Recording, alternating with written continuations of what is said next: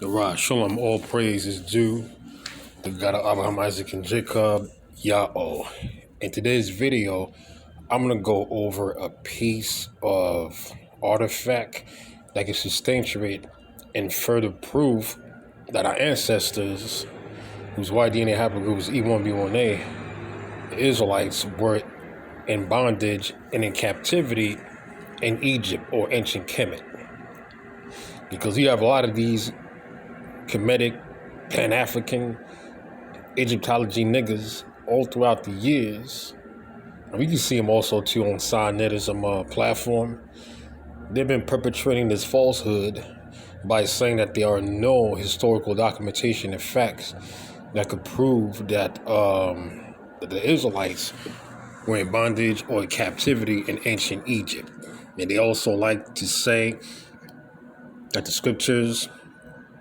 the characters that you read about in the scriptures didn't exist. There are no primary documentation or resources or sources that could prove the validity of the scripture, which is a lie. I mean, the documentation is out there. I mean, I have a lot of books showing you archaeology upon archaeology that can further validate the scripture, or the so-called Bible.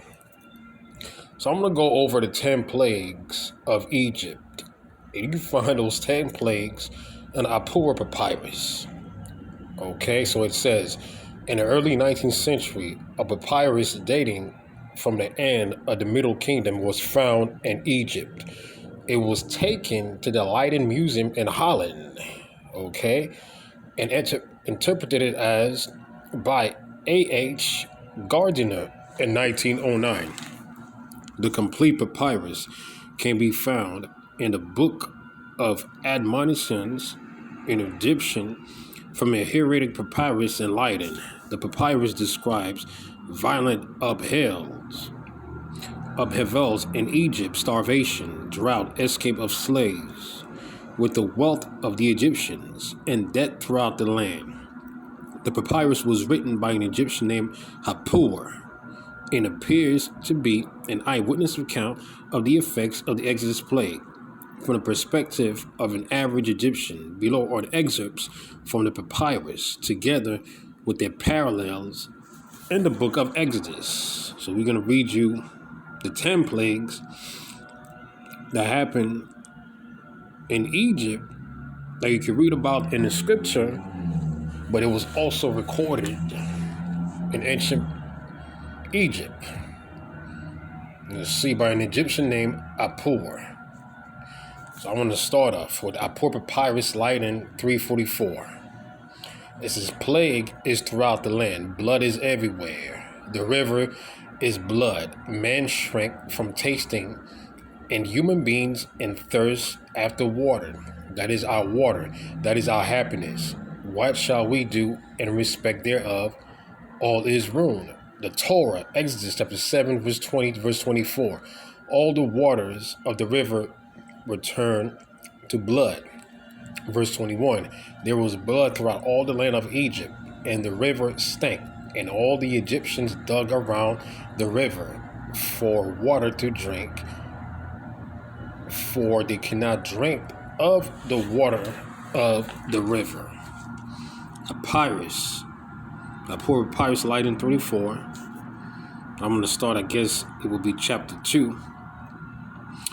Forsook gates, columns, walls are consumed by fire. Lower Egypt weeps, the entire palace is without its revenues. To it belong by right wheat and barley, geese and fish. Forsook grain has perished on every side. Forsook that has perished, which was yesterday seen. The land is left over. It is weariness like cutting of flax. The Torah, Exodus chapter 9, 23 all the way down.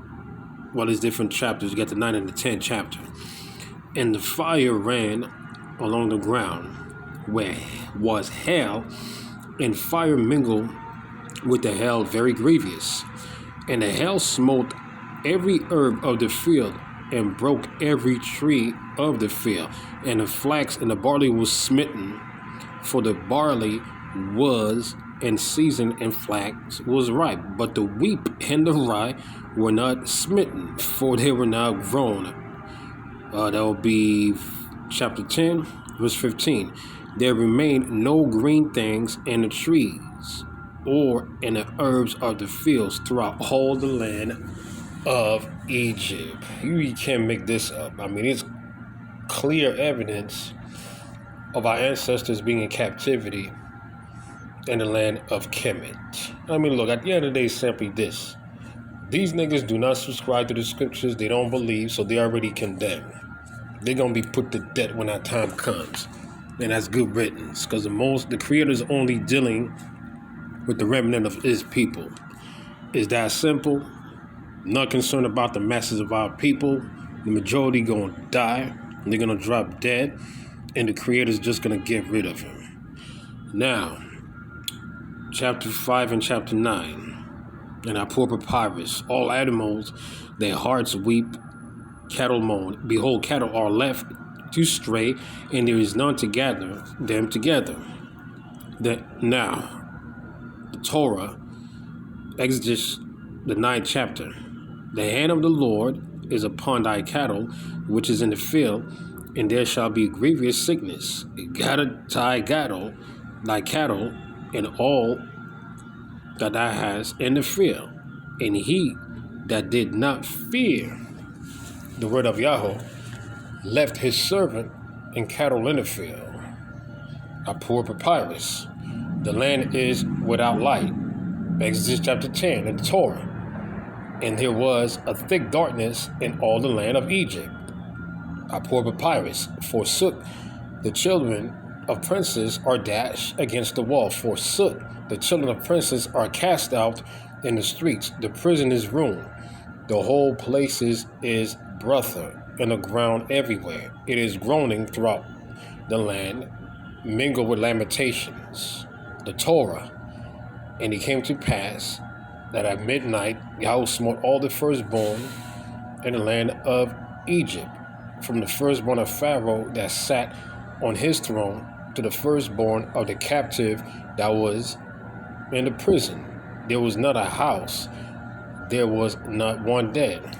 There was a great cry in Egypt. Okay.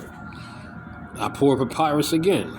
Behold, the fire has mounted up on high. Its burning goes forth against the enemies of the land. The Torah, Exodus 13 chapter, 13:21. By day in a pillar of cloud to lead them the way, and by night in a pillar of fire to give them light, to go by day and night. ipuwer papyrus, gold and lapis, lazuli, silver and malachite, carnelian and bronze are fastened on the neck of female slaves. Torah, Exodus 12 chapter. And he requested from the Egyptians silver and golden articles and clothing. And God made the Egyptians favor them, and they granted their request. The Israelites thus drained Egypt of its wealth. As you can see, there is documentation and proof that the Exodus did happen, and that the Israelites, our ancestors, were in captivity in ancient Egypt. As you can see, you can clearly see the piece of the artifact called the ipuwer papyrus. I mean, the documentation is out there for you to see. I mean, there are so many sources out there. There are many different books you go into that could further prove that the stories of the scriptures happen, and that the quote-unquote scriptures of the Bible is not a compilation, or I should probably say was not plagiarized. That's what I was looking for. That the scriptures were not plagiarized from ancient Kemet. One of the reasons why they were not plagiarized from ancient Kemet is due to the simple fact that there's documentation to prove that these stories actually happened. Okay? The reason why these niggas, these Kemetic Pan-African niggas, do not believe in the scriptures, well, number one, they don't want to follow structure, they don't want to follow order, they don't want to keep the Torah, they don't want to keep the law, statutes, and commandments of the Most High, because you know how niggas are in general. These little monkeys out there, they want to run around lawless. They don't want to follow or keep any laws. They just want to remain savages and be beasts. That's number one. And another reason why these niggas who subscribe to the religion of Kemet or Egyptology or Pan-African also do not subscribe or believe in the scriptures simply because that these niggas are simps, these niggas are beta males, these niggas are manginas, and they still sucking on the nigga woman's titties. They still sucking on their mom's titties, okay? And Kemet, what they love to do is simply put the black woman up on a pedestal and worship her as a god, as a goddess, as an empress. We got this other guy, Polite, all right, who's saying that that the black woman is God. And he also had this other nigga who's currently locked up in prison right now, who's been locked up for a couple of years, Tahuti, who's also saying the exact same thing, okay? And this pedophile Polite was also pushing this narrative. Because look, when you study the scriptures, it's simply this. The Bible and the scriptures are alpha male book. It's a red pill alpha male book. There are a lot of precepts in the scriptures that totally condemns the behavior of women, in particular the black woman, considering that they're Israelites. You see? So these niggas don't like it. And that's why a lot of black women also want to take the scriptures and throw it to the side. And they would rather worship the gods or the philosophies of ancient Kemet. That's the reason why they don't believe in the scriptures, which is the reason why they say that the Exodus didn't happen. The Exodus didn't happen. The characters that you read about in the scriptures or in the Bibles, and the Bible never existed, okay? That's the reason why. But the documentation is out there. And I'm just to keep coming out and bring forth more videos to prove it. So I'm going to end this video presentation right now. I say shalom, and I'll see you on the next one.